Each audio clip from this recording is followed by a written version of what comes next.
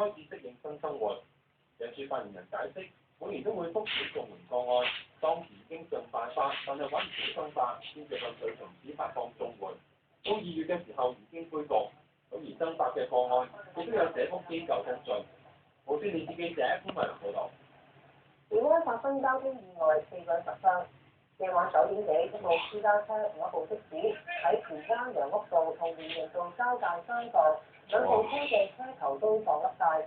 私家車上面2個乘客，的士司機同埋乘客都受傷，送院治理。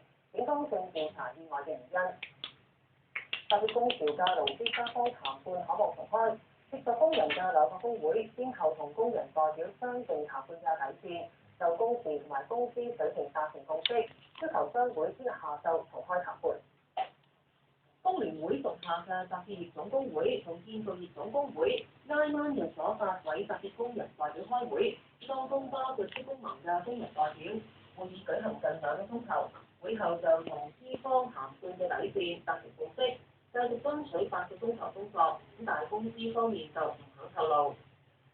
國後完善喺商會嗰邊，我哋希望商會盡快召開談判。我哋工人方面係有水位嘅，而家我哋希望商會接受我哋工人，盡快喺談判桌上解決問題。佢強調各個工會嚟自唔同背景，但係會團結一致，要求星期4下晝同商會重開談判。勞工處就話正聯絡各方面，希望盡快重返談判桌。喺勞工處嘅斡旋之下，勞資雙方原定下晝談判，後嚟會議告吹，因為紮鐵工會以準備不足為理由，要求延遲會面。原因係工聯會話未能夠掌握工人嘅談判底線。而職工盟方面就話，較早前已經同8個會同資方談判嘅工人代表商定底線，即係已經準備。